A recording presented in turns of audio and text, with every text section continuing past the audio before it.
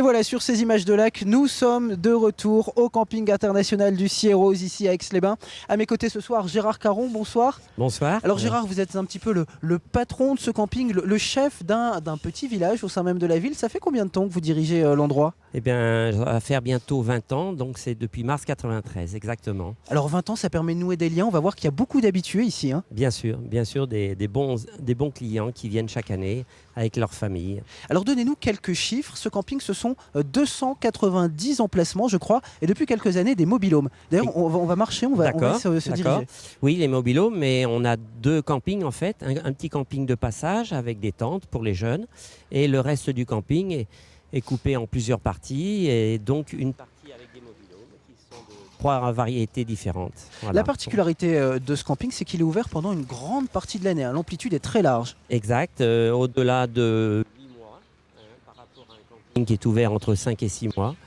Et on a une bonne avant-saison et une bonne arrière-saison.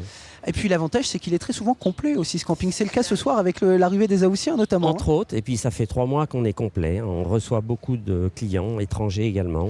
Alors voilà. Gérard, Aix est une ville thermale, on le sait, une ville d'eau. Est-ce que cela veut dire que dans ce camping, il n'y a que des curistes ? Bien sûr que non. Il y a à la fois un touriste et un curiste dans chaque personne qui vient ici. Et il y a également beaucoup des familles. Beaucoup d'étrangers. On a trois étrangers principaux. Ce sont les Hollandais, bien sûr, qui sont des campeurs dans l'âme.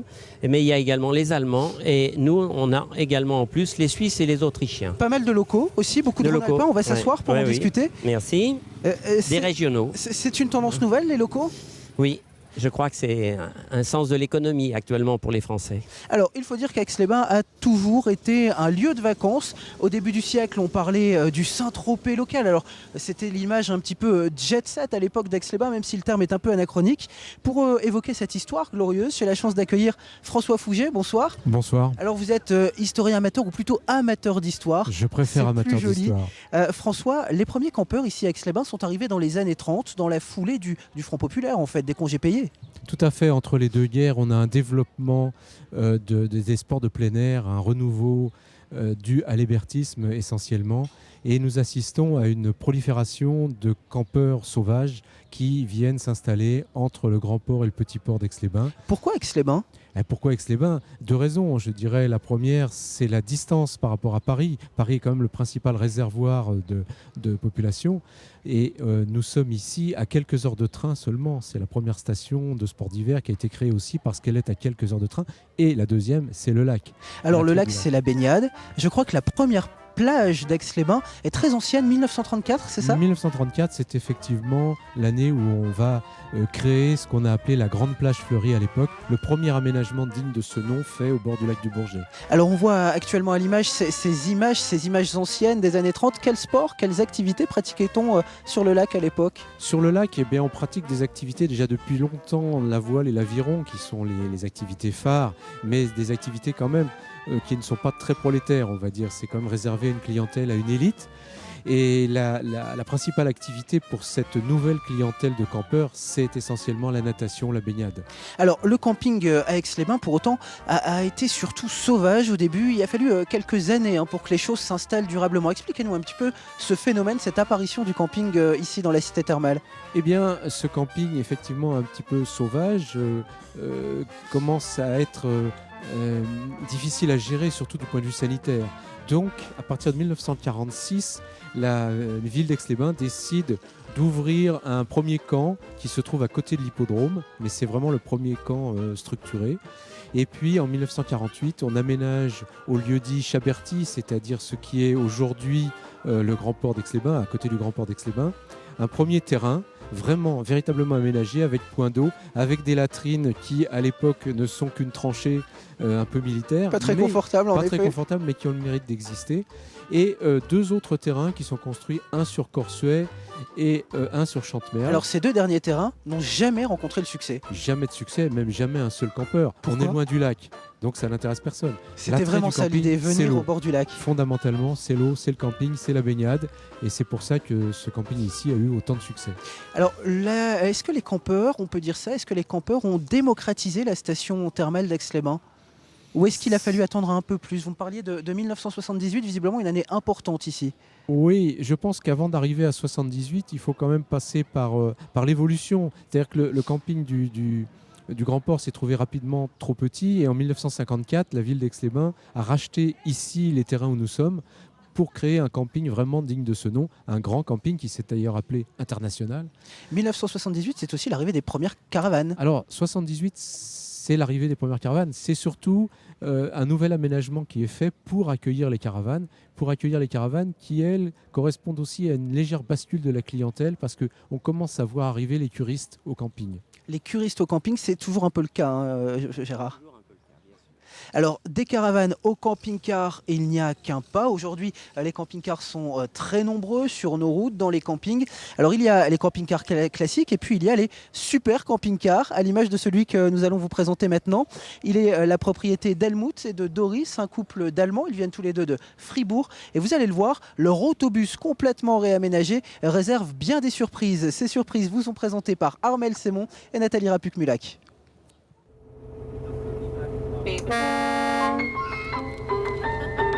Un bus au milieu du camping, son propriétaire se serait-il égaré? Pas du tout. Il suffit de regarder de plus près et c'est en fait un véritable camping-car.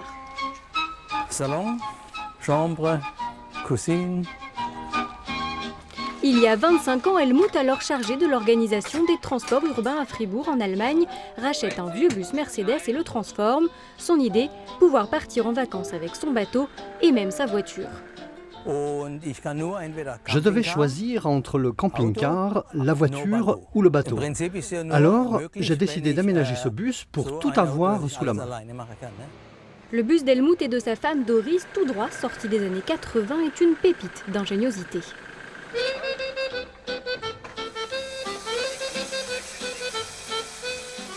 À l'arrière, on peut y monter une Jeep, mais aussi cuisiner, prendre une douche, dormir ou regarder la télé. Bref, voyager confortablement. Bien sûr, le bus d'Helmut ne ressemble à aucun autre et à l'heure où la modernité est reine, l'arrivée de ce convoi exceptionnel, 20 mètres de long avec le bateau, attire toujours les curieux. J'étais à Monte-Carlo et quand on est arrivé, il y avait au moins 500 personnes autour de nous. Au camping du Cirrose, le bus à Jeep intégré d'Helmut a su trouver sa place et il en faut pour l'accueillir. Alors chaque année depuis 22 ans, le couple de retraités y revient, toujours avec le même plaisir. Alors, autre lieu, autre personnalité, nous sommes maintenant ici au sanitaire. Alors, ça pourrait paraître anecdotique, mais les sanitaires, c'est un peu le lieu où on fait les rencontres au camping. Et c'est ici que je vous propose de retrouver Crescenza. Bonjour Crescenza. Bonjour. Alors, vous êtes un peu, vous, la mamie de tous les campeurs ici à Aix-les-Bains. Vous avez 88 ans. 88 ans, oui. Et ça fait combien de temps que vous venez ici? Depuis 79. Ah ouais, presque 33 ans. Pourquoi une telle fidélité à ce camping? Bien, parce que ça nous plaît, la compagnie et tout ici, à Aix. Les activités, le cadre, les arbres? Voilà, oui, et puis les amis qu'on se fait. Pourtant, vous venez de pas très loin, je crois. De Brignot. De Brignot, en Isère. Et alors, la vaisselle, on voit que vous êtes accompagné. C'est vraiment le moment où on fait les connaissances. Connaissances, oui, oui, bien sûr, oui. On se fait des amis au camping? Oui, beaucoup. Des gens qu'on retrouve d'une année à l'autre? Oui, oh oui, Vous avez beaucoup. vos petits habitués? Oui, oui, oui. Alors, on va vous laisser finir tranquillement la vaisselle, Crescenza. Bon courage. Merci, à vous aussi. Alors après la vaisselle, on va partir maintenant à la rencontre de France. France vient ici à Aix depuis 28 ans, mais cette année c'est la première fois qu'elle s'installe au camping. Alors si France vient en Savoie tous les ans, c'est pour une cure, c'est un peu la particularité d'Aix-les-Bains, la particularité de ce camping. Beaucoup de curistes viennent y séjourner. Bonjour France. Bonjour. Alors vous nous accueillez devant votre mobil-home. Pourquoi avoir choisi le camping alors que d'habitude, si j'ai bien compris, vous preniez plutôt un appartement meublé? Eh bien parce qu'on est venu en famille. On est venu 4 générations, 6 personnes, et c'est quand même plus sympa, plus convivial. Moi, je trouve que c'est mieux. Alors, c'est plus... Vous quittez le mobil-home tous les matins assez tôt, je crois. Oui, je pars d'ici à 6h30 et je commence mes soins vers les 7h et je finis à peu près vers les 9h. Merci France pour ces explications. Alors je vous le disais, hein, le mobil-home c'est un peu l'avenir du camping. Ici à Aix-les-Bains il y en a 34 mobil-homes qui n'empêchent pas cependant le camping classique avec la caravane et la tente. On y va tout de suite. Alors après Crescenza, après France, je vous propose maintenant de partir à la rencontre de Michel et Claudine. Tous les deux sont originaires de la région lyonnaise. Bonsoir, je vais m'asseoir à côté de vous. Alors Michel, vous, ça fait 15 ans que vous venez ici à Aix-les-Bains. Pourquoi ? Pour la pêche surtout. Je pêche en bateau. C'est vraiment votre passion, c'est la pêche. Ah oui, tout à fait. Oui. Ça mord en ce moment ? Pas bien en ce moment-là. Je vous dis, les poissons sont un petit peu fâchés avec moi là, en ce moment-là. Qu'est-ce qui se passe ? Vous leur avez fait quoi ? Rien pourtant de particulier, mais ça ne mord pas bien, quoi. Alors en temps normal, vous pêchez quoi ici, Michel ? Expliquez-nous. La truite, le brochet, l'ombre chevalier, la perche, le cendre. Et après, c'est Claudine qui cuisine. Une recette préférée ? Pour l'omble chevalier, oui, j'ai beaucoup, oui. Vous le cuisinez comment ? Avec du vin blanc, des échalotes, des tomates. Alors Michel, votre truc c'est la pêche. La pêche, c'est vrai que c'est une activité en plein essor ici sur le camping, sur le lac du Bourget. La preuve, ce matin, Damien Borelli et Frédéric Pascat ont suivi une famille de campeurs qui a pris son premier cours de pêche avec un guide. Le reportage tout de suite, on se retrouve après. Pêche et grasse mat ne font pas souvent bon ménage. Ça tombe bien, Marie, Laurent et leur fiston sont du genre plutôt matinaux. Il est 9h, les cannes sont prêtes, toute la famille prend la direction du port. D'ordinaire, ils embarquent sur leur petit bateau. Mais aujourd'hui, tous ont droit à une initiation un peu particulière. Bonjour, Joachim, enchanté. Bonjour. Joachim est guide accompagnateur de pêche sur le lac du Bourget. Son bateau est équipé d'un sondeur très utile pour détecter la présence de bancs de poissons. Première leçon, bien ouvrir son moulinet. Donc l'avantage, on va utiliser un moulinet qui tourne agréablement bien pour le confort de pêche, parce que quand on pêche au leurre, on aime bien quand ça lance et que ça ramène bien. Marvin, Mathias et Jérémy sont de bons lanceurs, mais avec Joachim, ils découvrent de nouvelles techniques. Comment pêcher le brochet déjà ? Jeter, laisser couler au fond, faire mouliner. C'est vrai qu'on a de plus en plus de familles qui viennent en vacances sur Aix-les-Bains et qui aimeraient en savoir un peu plus sur la vie piscicole du lac du Bourget. Et donc de se dire, j'aimerais bien aller pour une fois découvrir la pêche du Lavaret ou la pêche du brochet avec un spécialiste. Après 2 heures à taquiner du menu fretin, notre professionnel sort enfin un brochet. Laurent et ses fistons sont ravis de leur virée. Voir une si belle nature comme ça, c'est agréable, quoi. Il n'y a pas que la pêche. La pêche, quand on rentre bredouille, on n'est pas rentré bredouille, on est satisfait d'autre chose aussi. Tombé amoureux du lac Savoyard il y a des années, notre famille, originaire de la banlieue de Grenoble, avoue se dépayser à seulement quelques dizaines de kilomètres de chez elle. Alors le lac du Bourget qui est aussi le terrain de jeu d'un peut-être futur champion manudien. Il dispute actuellement les Jeux Olympiques. Le natif d'Aix-les-Bains, l'enfant du pays, concourt en voile 49er.